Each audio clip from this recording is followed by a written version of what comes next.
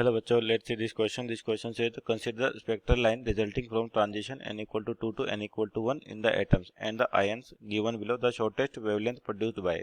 तो आपको चार दे रखे हैं एटम और आयन, तो बताना सबसे शॉर्ट वेवलेंथ किसकी होगी। तो सबसे पहले तो की कॉन्सेप्ट देखें यहाँ पर आपका की कॉन्सेप्ट। तो की कॉन्सेप्ट क्या होगा बेसिकली कि आपका जब भी इलेक्ट्रॉन हाई एनर्जी लेवल से आता है लो एनर्जी लेवल, तो वो एक फोटोन रिलीज करता है और जिसकी एनर्जी कितनी होती है, जो एनर्जी ट्रांजिशन हो रहा है लेवल, जो जिस लेवल से जहाँ तक ट्रांजिशन हो रहा है उनकी दोनों के एनर्जी लेवल के डिफरेंस के बराबर है। तो यहाँ पर लिख सकते हैं transition of electron from high energy level to low energy level, from high energy level to low energy level.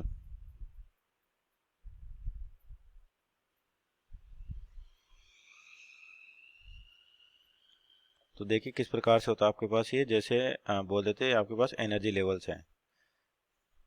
तो यहाँ से क्या होता है, जब भी हाई एनर्जी लेवल से लो एनर्जी लेवल पे आपका इलेक्ट्रॉन ट्रांजिट होगा तो एक फोटोन रिलीज होगा, और जिसकी एनर्जी क्या होगी इन दोनों के एनर्जी लेवल के। मान लीजिए आपके पास n बराबर 1 एक ग्राउंड स्टेट कहलाता है, n equal to 2 first excited state, n equal to 3 second excited state. तो जो फोटोन होता है उसकी जो एनर्जी होती है आपके पास इन दोनों की एनर्जी लेवल के डिफरेंस के बराबर, जो किसके बराबर होगी, hc बाई लेमडा के। तो यहाँ पर जो वेवलेंथ निकाली जाती है 1 by lambda equal to R Z square 1 upon 1 lower energy level का square minus 1 upon higher energy level का स्क्वायर, ये होता है आपके पास।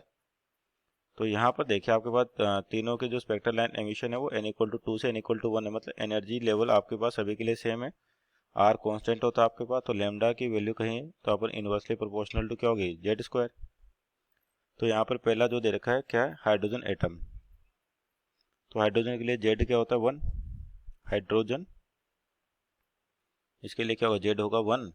दूसरा दे रखा है ड्यूटेरियम, तो ड्यूटेरियम के लिए जेड कितना होता है 2 ड्यूटेरियम,